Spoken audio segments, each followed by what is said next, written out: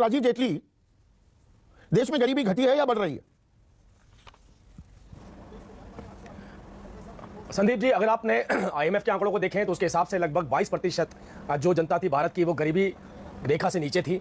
और कोरोना महामारी के बाद जिन चुनौतियों के साथ हम लड़े थे, उसके बाद जो नई रिपोर्ट आई है उसके हिसाब से अब वो 22% से घट करके 10% लोग ऐसे हैं जो गरीबी रेखा से नीचे रह रहे हैं। अति गरीबी है, और वो 0.8% लोग ऐसे हैं जो अति गरीबी से नीचे रह रहे हैं। हाँ, और 0.8% अति गरीबी का है और मैं 10% बता रहा हूँ। 10% आज लोग गरीबी रेखा से नीचे रह रहे हैं, ये हमारे पास आंकड़ा है। और 22% का आंकड़ा पहले हुआ करता था। लेकिन मूल मुद्दा, अगर मैं इन आंकड़ों में चला जाऊंगा तो मुझे लगता है मूल मुद्दा दब जाएगा, क्योंकि आंकड़ों के आप माहिर हैं संदीप जी, और आप बहुत बेहतर इकोनॉमी को समझते हैं, बहुत बेहतर आपकी जो पैकेज होता है उसमें जो आप रिपोर्ट देते हैं बहुत बेहतर रिपोर्ट है। मुझे लगता है मैं उस पर टिप्पणी नहीं करना चाहता।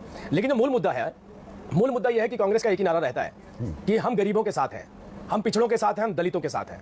ये एक ही नारे के हिसाब से राजनीति 70 साल तक चलती रही। और आप सोचिए, अगर वो गरीबी हट गई, पिछड़ा वर्ग हट गया, पिछड़ा शब्द हट गया, अति पिछड़ा शब्द हट गया या दलित हट गया, तो उसके बाद ये राजनीति खत्म हो जाएगी इनकी। तो इसलिए इसको बनाए रखना बहुत जरूरी था।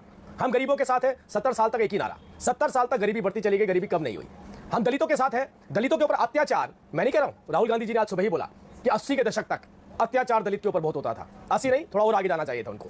तो 80 के दशक तक तो वो खुद एडमिट करके चले गए। तो इसका मतलब वो अत्याचार नहीं होता तो कांग्रेस कैसे कहती कि हम दलितों के साथ हैं, अति पिछड़ों के साथ हैं, गरीबों के साथ है। और गरीबी को मेंटेन रखने के लिए एक बड़ा अच्छा फार्मूला होता था इनका कि गरीबी कैसे मेंटेन रहेगी। गरीबी ऐसे मेंटेन रहेगी कि कहीं पर भी आपको रेलवे की जमीन नजर आए, वहां पर राहुल गांधी जी के नाम पर एक कॉलोनी बसा दें, राजीव गांधी जी के नाम पर कॉलोनी बसा दें, इंदिरा जी के नाम पर कॉलोनी बसा दें, सोनिया जी के नाम पर कॉलोनी बसा दें, कहीं कोई सरकारी लैंड नजर आए तो वहां कॉलोनी बसा दें। और उस कॉलोनी बसाने के बाद वहां पर उस जनता को ये डरा के रखे, देखिए हमने आपको बसाया था, ये अवैध बिजली का कनेक्शन हमने आपको दे रखा है, ये अवैध पानी हम सप्लाई कर रहे हैं, तो आप ध्यान दीजिएगा, कांग्रेस नहीं रहेगी, दूसरी सरकार आएगी तो आपके छत छिन जाएंगे। मतलब वो झुग्गी को मेंटेन रखना, तभी तो गरीब गरीब रहेगा, और उनको डरा करके रखना, और ये वोट वो हमेशा से 70 साल तक पाते रहे। हम कहते हैं कि हमें नहीं चाहिए गरीबी को इरेडिकेट करना है इस देश से। और गरीबी कैसे इरेडिकेट होगी? जैसा देश के प्रधानमंत्री नरेंद्र मोदी जी ने अजमेर के अंदर कितनी बेहतर और खूबसूरत बात बोली। उन्होंने कहा हम नहीं कहते, राजीव गांधी जी कहते हैं, 1 रुपया आता है तो लगभग 80 पैसे बीच में से खाली जाते हैं, 20-25 पैसे नीचे पहुंचते हैं। तो प्रदेश के प्रधानमंत्री जी ने हर बात का आंकड़ा देते हुए बताया, अगर ये कांग्रेस की सरकार होती तो कितना पैसा जो सड़कों का था, कितना पैसा नीचे पहुंचता। आपने बिजली के लिए दिया, हमने कितना पैसा नीचे पहुंचता। तो 24 लाख करोड़ रुपए रेलवे के लिए दिया। एक मिनट, यूएन रिपोर्ट आपके सामने पेश करता हूं। यूएन रिपोर्ट 2021 की वो ये कहती है कि उससे 2019 से पहले 10 साल की बात करें, 27 करोड़ 30 लाख लोग गरीबी रेखा से निकले। उसमें आपका काल भी आता है, मनमोहन सिंह का काल भी आता है। लेकिन 2020 के बाद 23 करोड़ लोग वो गरीबी रेखा के नीचे आ गए।